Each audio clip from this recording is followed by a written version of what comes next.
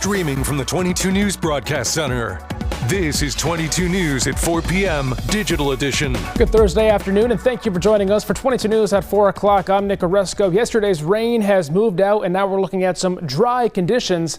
Let's bring in 22 News Storm Team meteorologist Adam Stremko. Dry, but a lot colder than yesterday. Colder and windy out there, so that's making it feel even colder out there. But at least we do have that sunshine, a few flurries and spots. Traffic, not too much of an issue out there, so that's some good news at least right now. You can see up and down 91 traffic moving smoothly. It's moving smoothly on the Mass Pike as well. We did have an accident earlier today west of Westfield out towards Russell. There was an accident there that did cause some slowdowns and some backups, but that looks like it has been cleared out. Some backups on Route 5 up towards Holyoke and also Route 20 as you head out towards Ludlow and into portions of Palmer area, a little bit of a slowdown out that way. But overall, traffic moving pretty smoothly out there, but definitely cold, definitely on the windy side. And here's what it feels like as you're stepping out the door. It feels like it's only in the teens and 20s. Feels like 28 right now in Westfield, 29 Springfield, 29 Orange. Look at Greenfield, feels like 19, feels like 17 in Pittsfield. Looks like we're going to continue to see dry weather for a while. We'll show that to you in just a couple minutes, Nick. Kate Reed was back in Norfolk Superior Court today. The reason for the hearing is to discuss whether certain experts will be allowed to testify at Reed's second trial.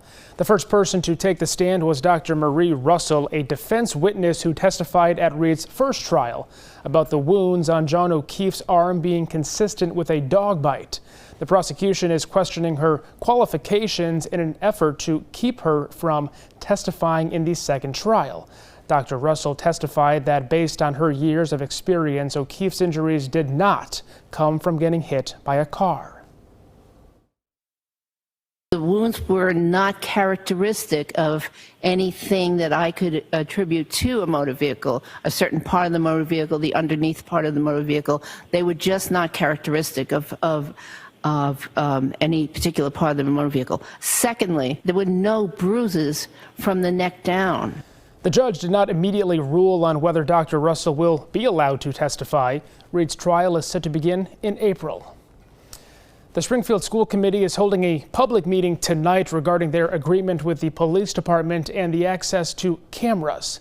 The agreement gives the police department's crime analysis unit live access to cameras that are already inside the city's schools in the event of an emergency. Now, school committee members are debating whether to extend that agreement, and they want the public's input. 22 News is at tonight's meeting, and we'll have an update on 22 News tonight at 11 o'clock. Authorities are working to move Luigi Mangione back to New York after charging him with murdering United Healthcare CEO Brian Thompson. Mangione is fighting extradition from Pennsylvania, where he was arrested and initially charged with gun and forgery offenses. According to investigators, Mangione's fingerprints match a water bottle and snack wrapper found near the shooting, and the gun found in his possession matching shell casings.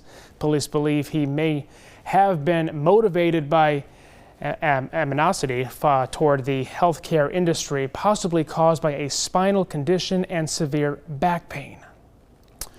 Massachusetts top highway official gave an update today on the flooding that shut down a highway tunnel in Boston Wednesday night. Viral videos had showed cars driving through a flooded tunnel. State police confirmed that the Congress Street I-93 on-ramp was closed due to flooding. The Massachusetts Highway Administrator said there were 150,000 gallons of standing water on the road. The intense rain and wind that hit Boston also knocked out power for tens of thousands of people. Back now with Adam Stremko. Yesterday's rain not really causing too much flooding here, a little bit localized. Wind, though, not an issue as well. The wind gusts were pretty low yesterday, kind of windy, more windy today. Actually windier out there today than it was yesterday, and we did see the winds pick up a little bit last night, and that brought in some warmer temperatures, but now we are dealing with cold and windy conditions, but we continue to dry out, and that's going to be the case really for the rest of the weekend as we head into the weekend looking at dry conditions. So here's a look at our sky cast as we head through this evening. Mostly clear skies. That's going to allow temperatures to drop off. Still a bit of a breeze, though, as we head through tonight. That keep temperatures up a bit, but we're going to see temperatures dropping down into the teens and 20s as we head into tomorrow morning. 7 o'clock Friday morning, lots of sunshine, a cold start with those temperatures in the teens and 20s. Mostly sunny tomorrow afternoon. There we are at 3 o'clock.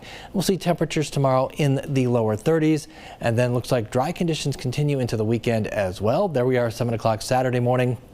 Lots of sunshine Saturday afternoon. Temperatures low to mid 30s, so gradually warming up as we head into the second half of the weekend. And we're looking at mostly clear breezing conditions tonight with temperatures, again, 16 to 22 degrees, Nick.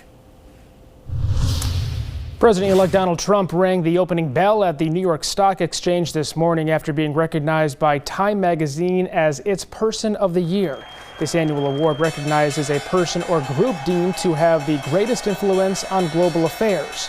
Before he rang the bell at 9:30 a.m., which was a first for him, Trump spoke at the exchange and called it a tremendous honor. Trump was also named Person of the Year back in 2016, right after he won his first term in office. University of North Carolina introduced Bill Belichick today as their new head football coach. The UNC Board of Trustees met this morning to sign off on the 5-year contract. Belichick coached the Patriots from 2000 to 2023. He won 6 Super Bowls with the team before he and New England parted ways in January. The Tar Heels have not won a conference championship since 1980 and last appeared in the ACC championship game in 2022. We'll hear from Belichick tonight on 22 News at 6. Well, coming up tonight on 22 News, starting at 5 o'clock, 22 News went to Pittsfield today to follow up on the arrest of the high school's dean on drug trafficking charges. We'll have an update. Plus, when will the state legislature get audited? We're following up on the passage of ballot question 1 and whether the Attorney General will need to get involved. And we'll take you to a special luncheon honoring 2 local people being recognized for their service above self. Here's a look at the traffic out there right now. Not too many problems on the major highways, Route 90 and Route 91. Traffic moving smoothly on the Mass Pike. We are seeing some slowdowns on Route 20 and Route 5. You can see in West Springfield the slowdown there on Route 20. As you head up Route 5 into towards Holyoke, some slowdowns and back up there as well. Route 20 out towards Ludlow, some slow traffic there. But overall, things not too bad, at least right now, Nick. Okay, Adam, thank you. And thank you for joining us for 22 News at 4 o'clock. Updates anytime on our website, wwlp.com, and the 22 News app.